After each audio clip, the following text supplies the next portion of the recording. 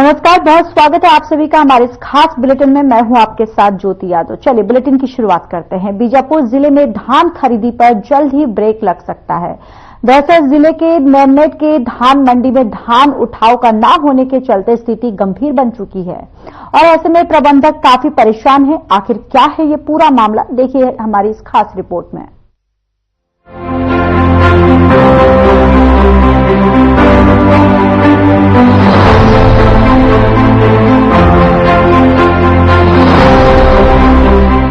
जहां एक तरफ देश के राज्यों में समर्थन मूल्यों पर धान खरीदी जा रही है, वहीं इन दिनों किसानों को बारदाने की समस्याओं का सामना करना पड़ रहा है। जानकारी के लिए बता दें कि 14 नवंबर से समर्थन मूल्य पर धान खरीदी शुरू हुआ था, वहीं 31 जनवरी को धान खरीदी बंद हो जाएगी। प्रशासन ने इसके लिए पर्याप्त व्यवस्था कर रखी है, जिससे कि उपार्जन केंद्रों में किसानों को तकलीफ ना हो। वहीं दूसरी तरफ बीजापुर में ऐसी स्थिति बन गई है कि धान खरीदी पर कहीं ब्रेक न लग जाए।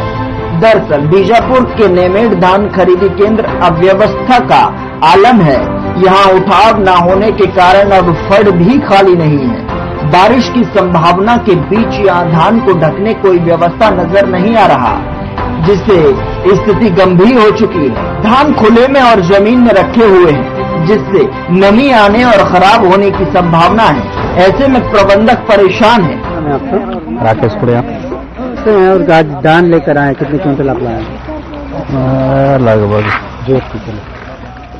होगा 200 क्विंटल। बारदाना की कमी बताया जा रहा है कि आपको बारदाना मिला है? नहीं मिला। तो कहाँ से लाए बारदाना? अपन बाहर से खरीदे। बाहर में कितने रुपए पड़ जाता है एक बारदाना? आपको सिंगल ले रहे हैं तो 30 रुपए के आसपास पड़ रहा है, या बंडल में ले रहे हैं तो 1400 रुपए 50 बोरी का। तो शासन से जब लेते थे तो कितना पड़ रहा था आपको? अब शासन से तो लिए नहीं, अपन यहीं से तो मिल रहा था ना, वो तो पैसा नहीं दे रहे थे ना। तो पिछले साल क्या क्या स्थिति थी बारदाना का? पिछला बार तो हमको मिला था। किसानों को दिक्कत हो रहा है? दिक्कत तो हो रहा है ना सर, जिसके पास पैसा कौड़ी नहीं है तो उधारी करके तो खरीद रहा है। अब क्या करेंगे? तो आप बारदानों के लिए सरकार से कुछ कहना चाहेंगे? अब सरकार से कहना चाहो तो कई दिनों से बोल ही रहे हैं, अब ऊपर वाला ध्यान नहीं दे रहा है तो क्या करेंगे किसान? आखिर खरीदना ही पड़ रहा है। चाहता तो दे ही देता, लेकिन अब देना ही नहीं चाह रहे तो क्या करेंगे? कुड़िया। तो अब धान खरीदी केंद्र लाए, कौन सा केंद्र है? और यहाँ बारदाना अगर मिल रहा है आपको? नहीं मिल रहा है, आधा भाग मिल रहा है, आधा नहीं। तो आधा जो खरीदी करके ला रहे हैं, मार्केट में कितना पड़ रहा है आप लोगों को?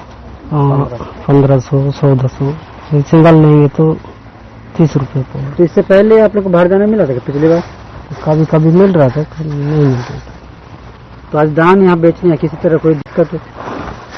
अभी दिक्कत तो वही है सर, बोरा की परेशानी। बाकी जो किसान है आपके क्षेत्र में और लोग बच्चे हैं, पूरे लोग लाए बच्चे? क्या वजह से नहीं आ रहे हैं लोग? अभी यहाँ टोकन जैसे जारी हो रहा है वैसे ऐसे टोकन आ रहा है। क्या नाम है आपका? आई तो कुड़िया। कहाँ से हैं? दुगोली। तो आज धान लाए थे जी। किस तरह की समस्या जा रहा है बोरा को? वही थोड़ा जो ये बोरा ही अपना आधा बराबर कर रहे हैं, तो यहाँ का नया है जैसे 500 में आधा। आपके क्षेत्र में किसान अभी पूरे धान बेचे क्या और लोग भी बेचे? हाँ बच्चे हैं कुछ। आपको पता है 31 जनवरी तक लास्ट धान बेचे? जी ये पता नहीं है। कुड़ियम लेम्स नेमेड। यहाँ पर कितने पंजीकृत किसान? कल 1275 किसानों का पंजीयन है। यहाँ अब तक के 526 किसानों का धान खरीदी हो चुका है। 37,532.80 कुंटल। कितने उठाव हुआ? उठाव 2,400 कुंटल आज तक उठाव। दिक्कतें और ये है बाद में, जैसे अभी खरीद उठाव नहीं हो रहा है, तब यहाँ जगह शॉर्टेज है। अभी खरीदी हो रहा है तो उसको रखने के लिए जगह की समस्या है। बड़ी संख्या में किसान अब तक धान लेकर नहीं आए क्योंकि 31 लास्ट डेट है। हाँ में बाकी किसान भी टोकन करते। हाँ यहाँ एक ऐसी जगह का शॉर्टेज है, अब नहीं उठेगा तो मुश्किल है खरीदी होना। अधिकारियों को ही कहना है जो धान खरीदी हुआ है उसको जल्द से जल्द परिवहन किया जाए। तो किसान क्या कह रहे हैं इस पूरे मामले में, किसी तरह दबाव? किसान तो कुछ नहीं कह रहे हैं, किसान मात्र बस उनका टोकन काटो धान खरीदो वाला सिस्टम चल रहा है। पहले अमीलों का परेशानी है, यहाँ क्या है धान पड़ा है, जगह का शॉर्टेज है। जल्दी धान उठाव न होने के कारण इसके बारे में जानकारी आगे अधिकारियों को आप लोग अवगत करें। हाँ, ऐसी लेटर वेटर दिए हैं। क्या अब ऐसी परिवहन करता से की बात हुआ है, थोड़ा जल्दी गाड़ी लगवाने का, परिवहन करता ध्यान नहीं दे। परिवहन करता कौन है? मनीष सिंह। अधिकारी क्या आश्वासन दिया आपको? अधिकारी मान तो बोल ही रहे हैं, यहाँ शायद मेरे ख्याल से कल कलेक्टर साहब की मीटिंग बुलाए थे, ऐसे लग रहा है, नोडल मान रहे। तो वही है, परिवहन करता क्या करता है, थोड़ा जल्दी उठ जाए तो क्या जगह बनेगा और खरीदी भी होगा। मेरा नाम लालू रामपुर जी। ये जितने भी किसान धान बेच रहे हैं, उन किसानों को कितने दिनों के भीतर में उनका भुगतान किया जाए? भुगतान तो 24 घंटे में हो रहा है, और जो जैसे शाम हम लोग खरीदी करेंगे भी शाम तक हम लोग भुगतान कर दे रहे हैं। उसके बाद पैसे आगे साथ हम तो भुगतान करते हैं या पेंडिंग में। अब इंतजार बस इस बात का है कि आखिरकार इस स्थिति को देखते हुए प्रशासन धान की समस्या को लेकर कब कोई फैसला लेगा। अब सवाल ये भी है कि क्या प्रशासन किसानों और प्रबंधकों की समस्या को सुलझाएगा या बस हाथ पर हाथ धरे बैठा रहेगा। Bureau report.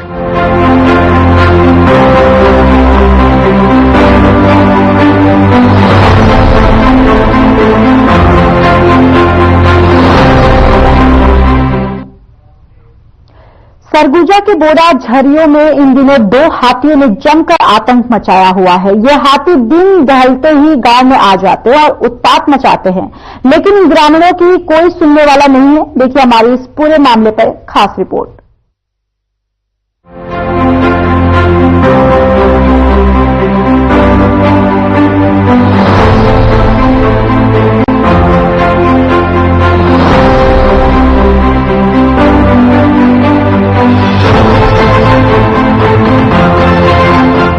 सरगुजा संभाग के सीतापुर अंतर्गत बोड़ा झरिया में 2 हाथियों के आतंक से आदिवासी रत जगा करने को मजबूर हैं। जहां तक फॉरेस्ट विभाग का मामला आता है तो उच्च अधिकारियों के अतिरिक्त निम्न स्तर के कर्मचारी ही सिर्फ यहां पर आते हैं, और वो भी जांच के लिए हाथियों के विपरीत दिशा में जाते हैं।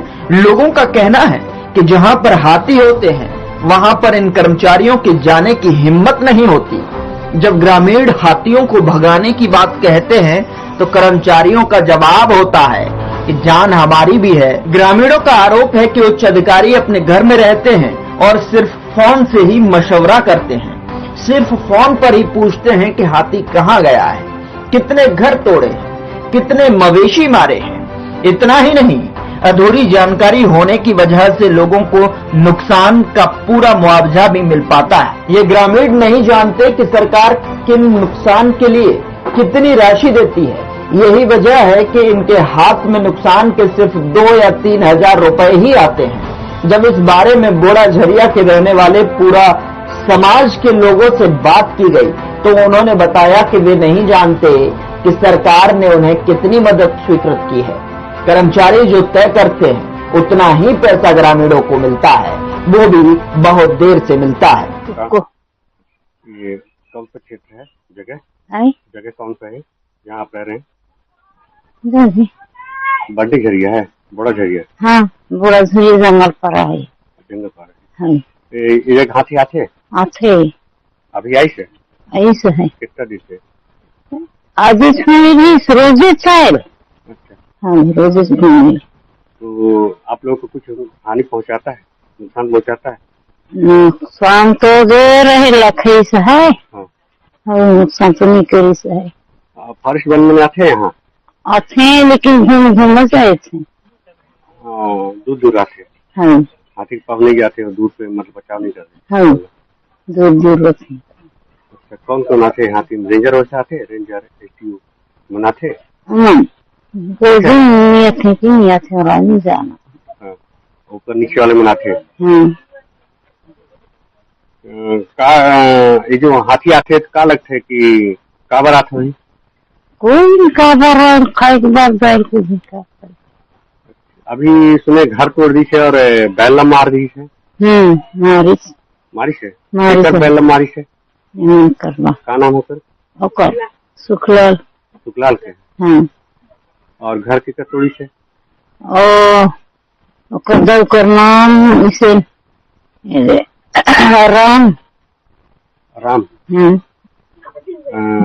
का है वो कैकरा है कि कौन सा का है ओ हमारे मर्देवर है वही अच्छा आपके लिए बना हाँ आप कौन सा का लागल हाँ हाँ पूरा हाँ पूरा हो हाँ अच्छा वो सरकार हम मुआवजा देती कि नहीं देती नहीं फारिश मंग बात है बनाते मुआवजा नहीं बना थे नहीं बनाए कभी नहीं मिले कभी नहीं मिले का बोलते हो मन और बना वो कथे लेकिन तो नहीं मिलता तो बोला मालूम है सरकार हर कितना तय करी से मुआवजा तुमन जो घर तोड़ थे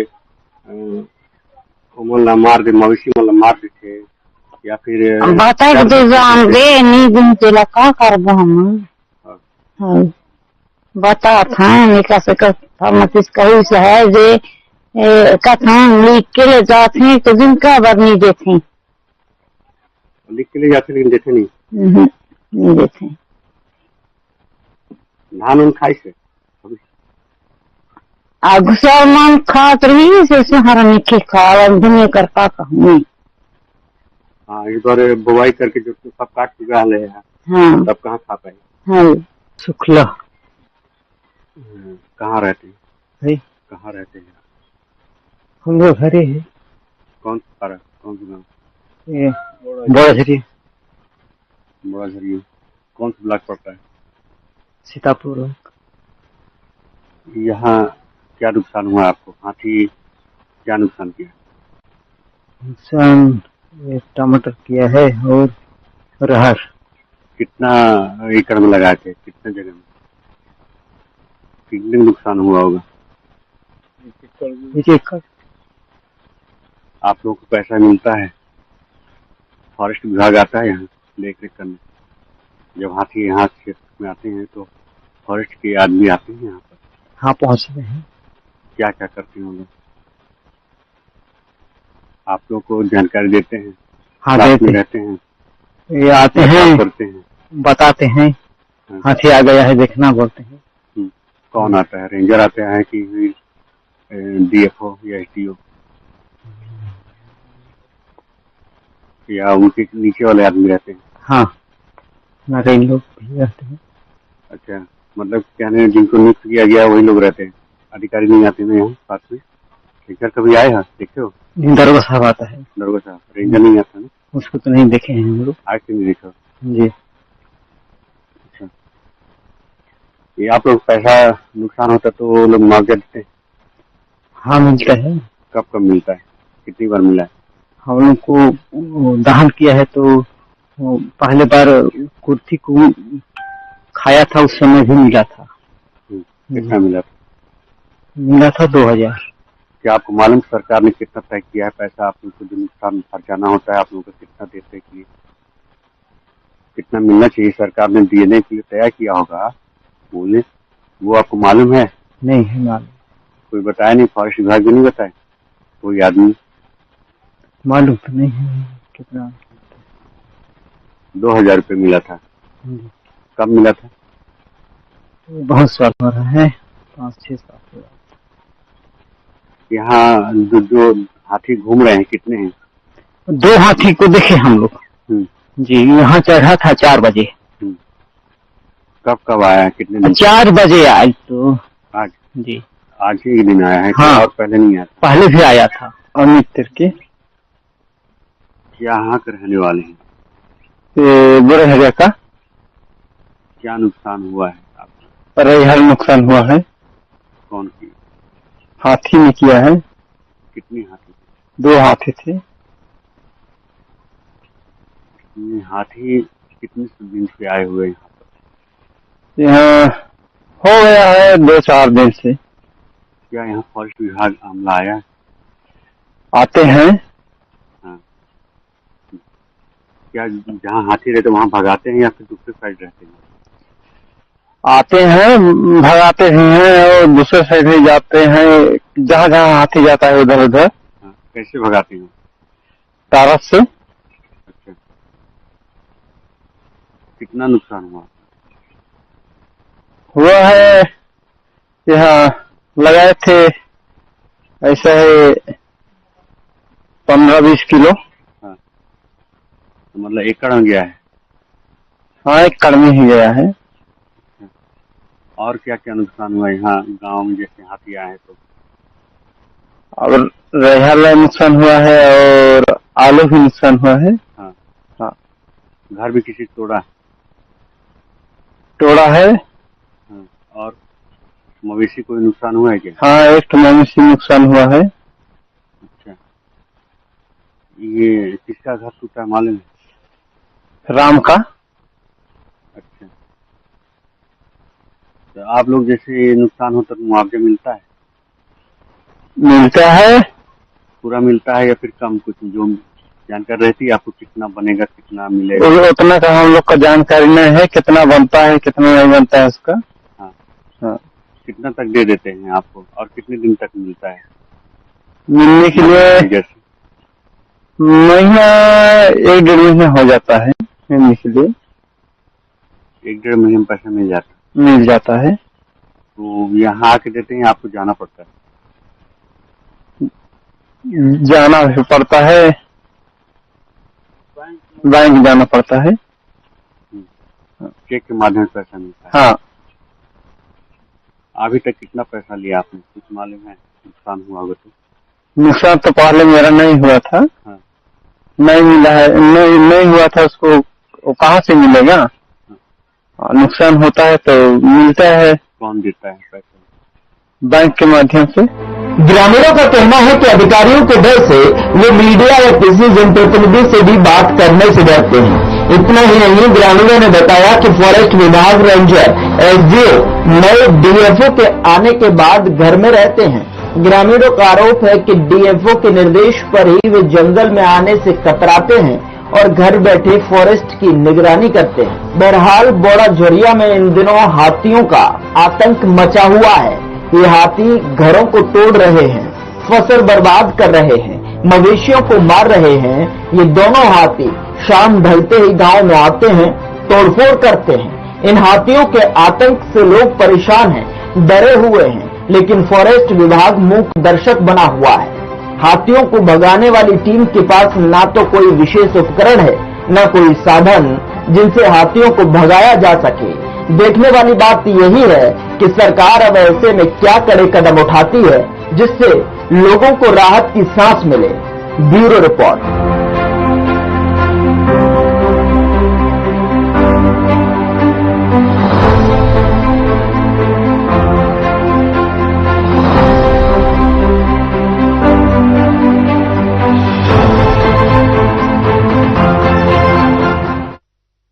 खबर दुर्ग से है, जहां साइबर ठगों ने एक बार फिर से 39 लाख की ठगी कर लिया है।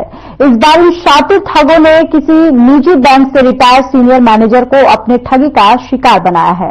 साइबर ठगों ने प्लानिंग के तहत कस्टम डिपार्टमेंट में उसके जरिए भेजे जा रहे पार्सल में संदिग्ध सामान मिलने का झांसा देकर 39 लाख रुपए ठग लिए। फिलहाल पुलिस मामला दर्ज कर मामले की कार्रवाई में जुटी हुई है।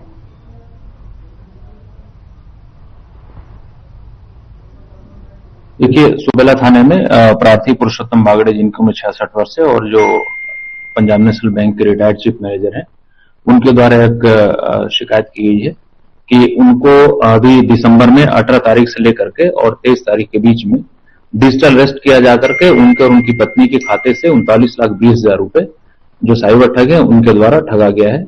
प्रकरण में उनकी रिपोर्ट पर थाना सुबेला में अपराध कायम किया गया है और प्रकरण की विवेचना की जा रही है।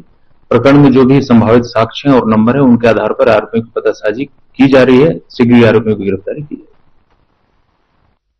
आगे बढ़ते हैं। जयपुर जिला अंतर्गत बगीचा ब्लॉक में नए साल पर आग लगने जाने से बड़ी हानि हो सकती है, जिससे बगीचा थाना प्रभारी के सूझबूझ से तुरंत कार्रवाई करते हुए दमकल को भेज दिया गया, जिससे कसडोल ग्राम में लगी आग पर काबू पा लिया गया है। बताते चले कि भट्टे के गुठली में आग लग गई थी। आग को फैलने से पहले ही थाना के दमकल कर्मियों ने आग पर काबू पा लिया गया है, जो जयपुर जिला के बगीचा पुलिस की सतर्कता बयां करती है।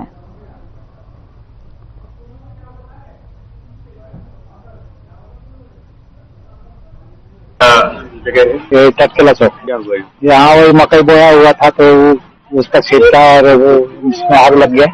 हानि कुछ नहीं हुआ। टमाटर की तरफ उधर बाड़ी लगा हुआ है, उसमें नुकसान हो सकता है। दमकल पंकज बुलाए थे,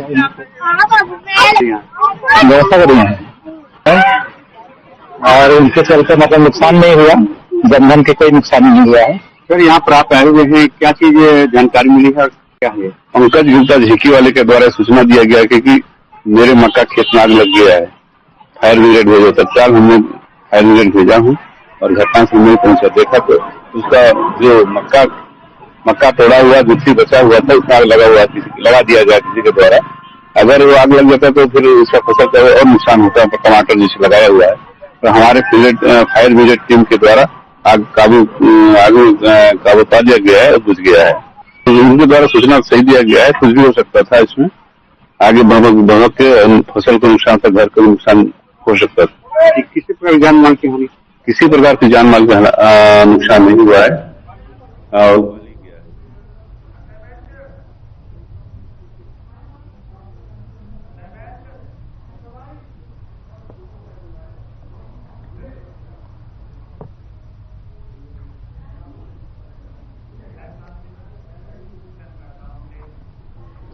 जगदलपुर में विभिन्न विकास कार्यों का लोकार्पण और शिलान्यास के मौके पर कार्यक्रम का आयोजन किया गया, जिसमें सीएम विष्णुदेव साय समेत दूसरे नेता भी शिरकत किए।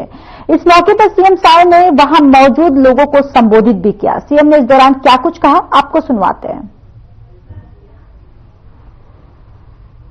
कामों का भूमि पूजन और शिलान्यास कार्यक्रम में आज हम लोगों के बीच मंच में विराजमान हमारे प्रदेश के यशस्वी उप मुख्यमंत्री श्री अरुण साव जी, बस्तर के माटी पुत्र, प्रदेश के वन एवं जलवायु परिवर्तन मंत्री श्री केदार कश्यप जी, प्रदेश के खेल मंत्री जिनके पास राजस्व भी है श्री टंकराम वर्मा जी, आपके इस विधानसभा के लोकप्रिय विधायक और हमारे प्रदेश के सम्माननीय अध्यक्ष श्री किरण सिंह देव जी, बस्तर के सांसद श्री महेश कश्यप जी, कांकेर के सांसद श्री भोजराज नाग जी, हमारे विधायकगण विनायक गोयल जी, चेतराम अटामी जी, जिला के अध्यक्ष रूप सिंह मंडावी जी, पूर्व सांसद दिनेश कश्यप जी, जिला पंचायत की अध्यक्ष महोदया श्रीमती वेदवती कश्यप जी, हमारे पूर्व विधायकगण बैदूराम कश्यप जी, डॉक्टर सुभाव कश्यप जी,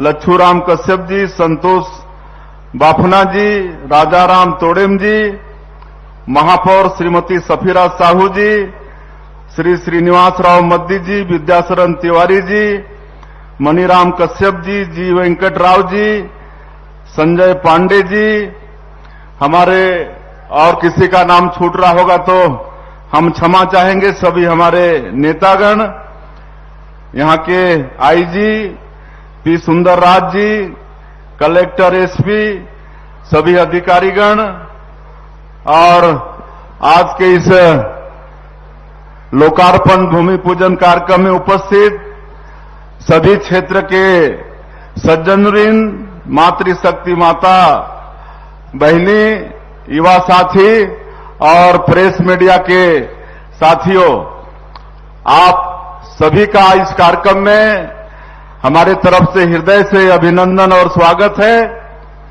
आज 356 करोड़ रुपए के विकास कामों का लोकार्पण और भूमि पूजन किए हैं।